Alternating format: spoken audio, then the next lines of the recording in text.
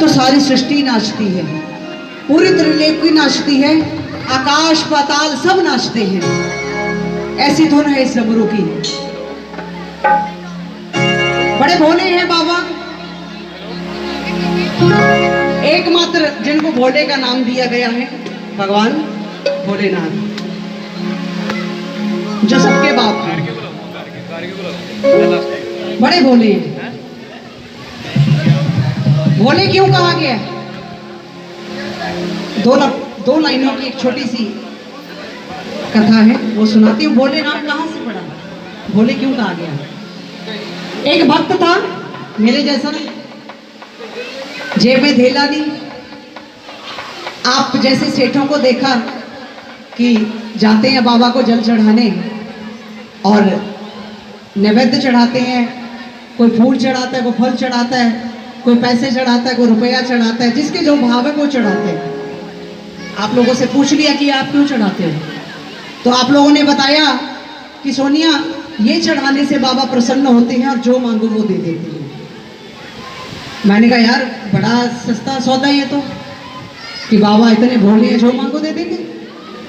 मैंने कहा जी मेरी जेब में कुछ नहीं है। वो कहते कुछ नहीं है। मैंने कहा नहीं कुछ नहीं है। कहते चलो एक लोटा जल चढ़ा दो बाबा को, उसी से प्रसन्न हो जाएंगे।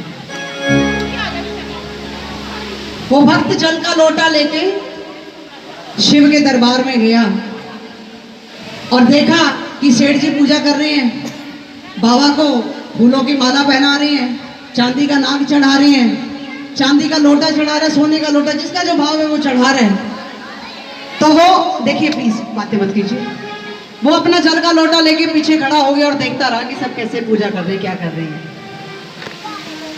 जब सारे सेठ लोग पूजा करके चले गए और फिर मेरे गरीब के लिए मंदिर खाली हो गया, उसके बाद जब जल चढ़ाया, बाबा को जल चढ़ा के प्रणाम किया, तो नजर पड़ गई बाबा के सिर के ऊपर लगे घंटे के ऊपर। वो घंटा सोने का था।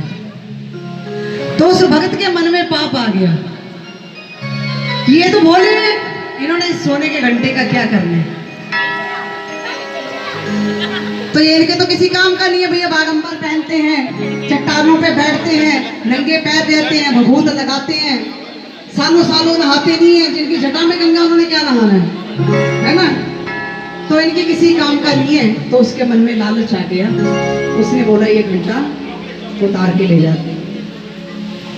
जब वो भक्त घंटा उतारने के लिए हाथ बढ़ाता है तो घंटा ऊंचा हो जाता है।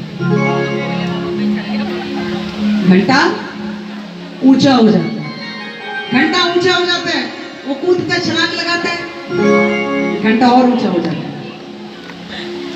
वो देखता है दाएं बाएं को, देख तो नहीं रहा, क्या करता है, बाबा के ऊपर पैर रखता है, शिवलिंग के ऊपर पैर रखता है और घंटा उतारने की कोशिश करता है।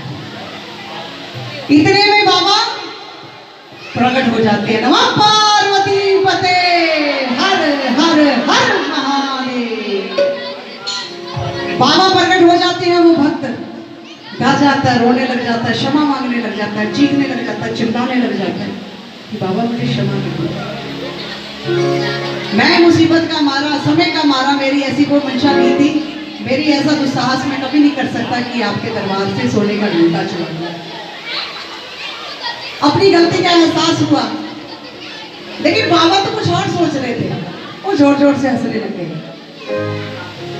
कहते अरे पगले, कौन सी गलती, कैसी गलती, तूने तो कोई गलती नहीं की। कहता बाबा मैंने कोई गलती नहीं की। कैसे?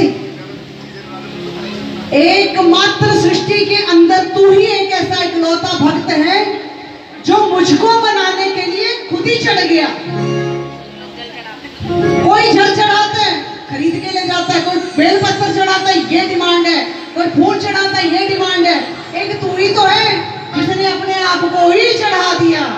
बोलो भोलेनाथ की। तो वहां से बाबा का नाम पड़ा कि इनसे ज्यादा बोला तो। आइए दोनों हाथ की तालियां, नाच के झूम के जैसा आपका भाव, बाबा को मनाएंगे। Duddon done Duddon Duddon done Duddon Duddon.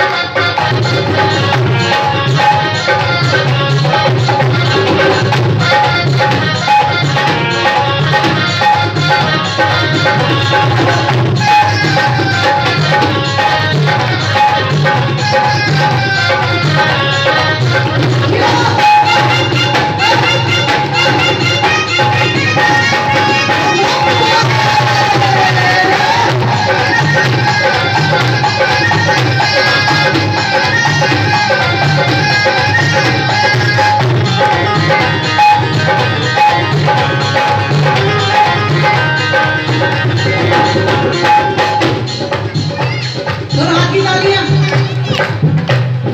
ये इस सृष्टि के नहीं, पूरी त्रिलोकी के माता पिता हैं जिनकी हाजिरी हम भर रहे हैं।